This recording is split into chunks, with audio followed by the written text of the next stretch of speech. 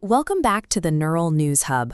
I'm your global analyst, breaking down the systems that govern our world.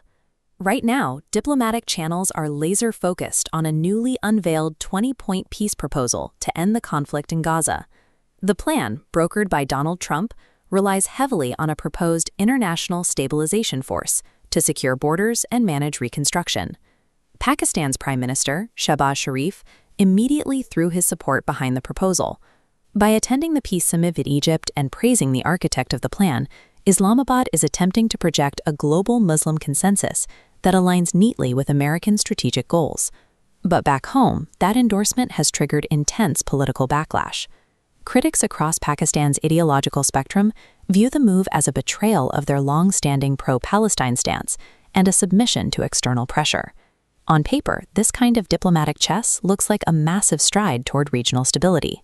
But it is entirely dependent on a fragile, highly volatile human consensus.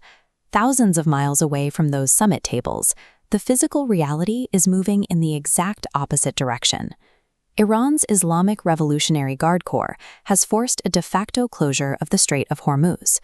Commercial vessels operating in the region are receiving VHF radio warnings, explicitly stating that navigation through the strait is forbidden until further notice. The consequences are immediate and severe. Projectiles have already struck the MT Skylight off the coast of Oman, and at least 170 container ships are currently trapped inside the Persian Gulf, unable to move. Under international law, Iran cannot legally block transit passage through an international strait, but when live munitions are hitting commercial hulls, those legalities are effectively suspended by the threat of violence. Traditional diplomacy simply moves too slowly to contain a real-world, physical chokepoint crisis that is escalating by the hour. To manage this overwhelming speed and complexity, the U.S. military is executing a massive strategic pivot. Instead of deploying more troops or traditional hardware, they are deploying algorithms. The Army recently signed an enterprise agreement with defense tech startup Anduril, creating a license worth up to $20 billion over the next decade. This framework authorizes any federal agency to purchase Anduril's commercially available products directly. The first major action under this agreement is an $87 million contract to implement Anduril's Lattice command and control software. This diagram shows how Lattice functions for Joint Interagency Task Force 401. It takes various disconnected counter-drone systems across the government marketplace and centralizes them.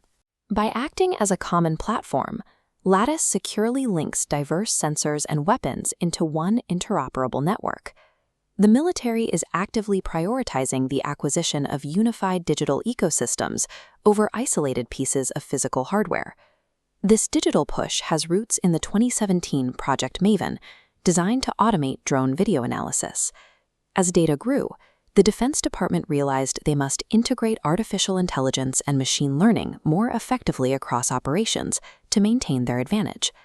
Military theorists call a major shift in doctrine, organization, and technology a revolution in military affairs, or RMA. The integration of artificial intelligence is the engine driving the current revolution. We saw a similar leap during the American Civil War. Abraham Lincoln used the newly invented electrical telegraph to direct Union forces in real time. That invention made strategic-level command and control possible across vast distances for the first time. Today, Project Maven has evolved into the Maven Smart System, or MSS. It operates as a battlefield intelligence engine that fuses massive amounts of ISR data into a single coherent picture. ISR stands for Intelligence, Surveillance, and Reconnaissance, encompassing the broad collection of operational military data. Processing unfathomable amounts of data in milliseconds, MSS delivers that intelligence directly to the tactical edge, enabling real-time targeting and automating portions of the analyst workflow.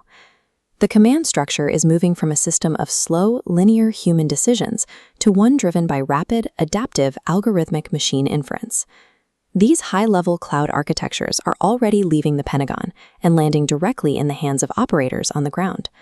A clear example is a newly developed AI translation tool from DevCom, created through a direct partnership between Army researchers and the Navy. DevCom is the Army's Combat Capabilities Development Command, focused on accelerating new military technologies. The software provides warfighters with secure, real-time language translation, Crucially, it operates entirely offline, meaning it doesn't require an active internet connection to process the audio. This gives sailors conducting global maritime operations immediate support during bridge-to-bridge communications. In highly contested high-tension zones like the Strait of Hormuz, that instant clarity is vital. Technology like this dismantles language barriers locally, giving individual warfighters autonomous algorithmic support without waiting for network access or human translators to arrive. The physical world is currently bogged down by complex 20-point peace plans and blocked international shipping lanes.